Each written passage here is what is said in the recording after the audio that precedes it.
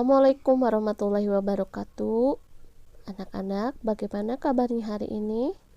Tetap semangat ya. Semoga kalian tetap sehat dengan menerapkan 3M, yakni kalian harus tetap memakai masker, menjaga jarak, dan juga mencuci tangan dengan sabun. Pada pertemuan ke-13 ini, kita akan belajar mengenai faktor-faktor pendorong dari mobilitas sosial. Tentu kalian masih ingat, mobilitas sosial itu adalah pergerakan status sosial dari suatu kelompok masyarakat ke kelompok masyarakat lain. Bisa dengan naik ke atas status sosialnya ataupun turun ke bawah. Nah, sekarang apa yang menyebabkan mendorong terjadinya mobilitas sosial? Yang pertama adalah faktor struktural. Kalian tentu mengenal semua presiden yang pernah memerintah Republik Indonesia seperti Soekarno, Soeharto, B.J. Habibie, dan Abdurrahman Wahid, Megawati, Susilo Bambang Yudhoyono, dan Joko Widodo. Ketujuh tokoh Indonesia tersebut berhasil mencapai status sosial yang tinggi berkat sistem demokrasi yang berlaku dalam politik di Indonesia. Dengan sistem demokrasi, setiap warga negara Indonesia dapat mencapai status sosial berupa jabatan politik yang tinggi. Kedudukan yang tinggi bukan lagi didasarkan pada keturunan, tetapi pada kemampuan hingga kemudian dipercaya menjadi pemimpin. Rakyat biasa, sebagaimana ketujuh tokoh di atas, bisa menjadi presiden bukan karena mereka keturunan presiden, tetapi dipilih oleh rakyat. Hal ini tentu berbeda dengan sistem pemerintahan kerajaan, di mana pengganti raja adalah keturunan sang raja sendiri. Struktur masyarakat Indonesia sangat terbuka. Orang miskin dapat mengalami mobilitas sosial setinggi-tingginya, bahkan menjadi presiden. Apabila kalian merupakan anak dari keluarga kurang mampu, jangan berkecil hati ya. Banyak contoh tokoh-tokoh Indonesia yang berasal dari keluarga miskin. Kalian tetap dapat mengejar cita-cita setinggi-tingginya karena mobilitas sosial masyarakat Indonesia bukan berdasarkan keturunan, melainkan berdasarkan prestasi. Faktor yang kedua dari pendorong mobilitas sosial adalah faktor individu.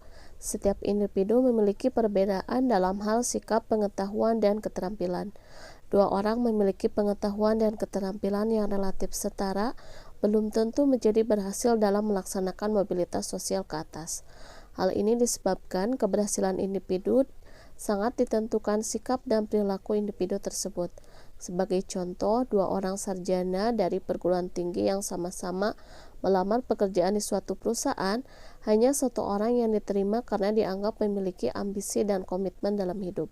Kalian dapat menemukan berbagai contoh perbedaan individu orang-orang di sekitar tempat tinggalmu yang mempengaruhi peluang mereka mengalami mobilitas sosial ke atas. Contohnya adalah kisah dari pemungut bola menjadi pengusaha sukses. Monang, pengusaha rumah Barbie, miniatur rumah yang biasa digunakan untuk anak-anak untuk boneka Barbie. Usaha lelaki asal Medan ini berhasil menembus beberapa pasar di kota-kota besar di Indonesia. Monang merupakan salah satu contoh difabel yang sukses. Ia yang hanya memiliki satu kaki memulai usaha dengan penuh kerja keras. Beberapa kali ia gagal, namun selalu punya semangat untuk bangun kembali. Sebelum menjadi pengusaha, ia lebih dulu berkarir sebagai atlet difabel, lalu menjadi pengut bola di lapangan tenis. Monang pernah berjuang menjadi atlet difabel hingga akhirnya menjadi pengusaha rumah boneka. Kini Monang memiliki 5 pekerja dan usahanya semakin sukses. Kegigihan Monang perlu ditiru.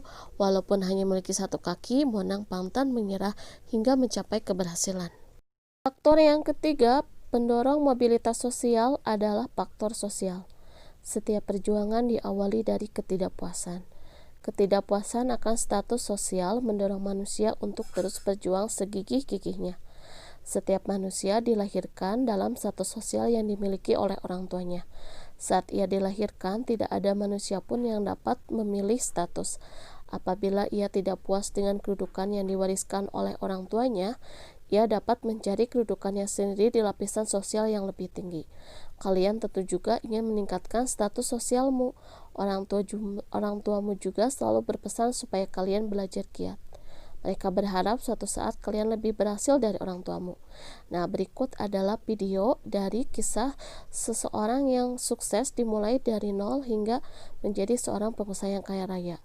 Dengan demikian, kalian bisa mengambil hikmah dari kisahnya. Berikut videonya. Was because I knew nothing when I got started, right? I mean, you have to remember, I was 19 years old when I started Facebook, right? So, I mean, probably like the same age or younger than most of you guys. I think you would be young for this audience, actually. And I knew nothing about business at all, right? And I didn't even think that I was starting a company. I actually remember when I first came out here for the summer with Dustin because we wanted to learn from Silicon Valley companies. I remember driving up the 101 and seeing all these great companies and thinking to myself, oh wow, these are such amazing companies. Maybe one day I'll start a company. And I'd already started Facebook, right? And it like hadn't occurred to me that was actually, so. How did you learn? How did you learn well, just to from a lot of the people around me. But there's so many mistakes that just come from not.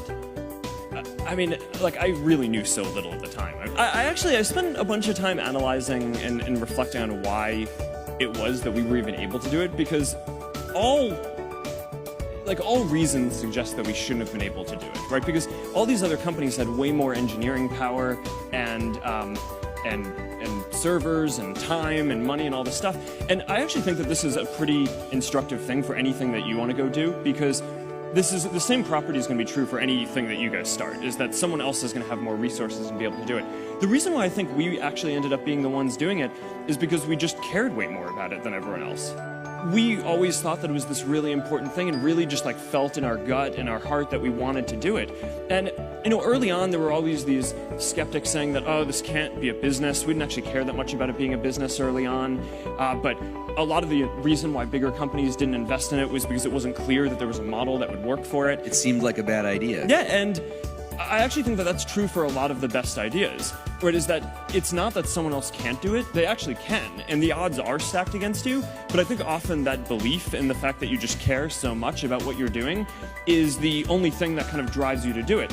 And, to be honest, that kind of drives me to this day. I mean, one of the big emphasis points for the company right now is internet.org, and, for a while we had this rallying cry of, can we connect 1 billion people?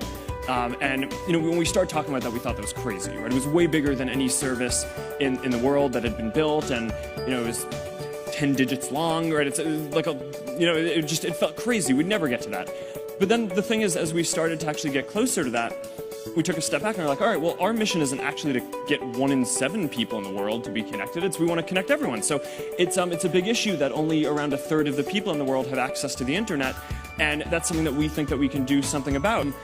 So many things go wrong when you're starting a company, and often I think people ask, what mistakes should you avoid making?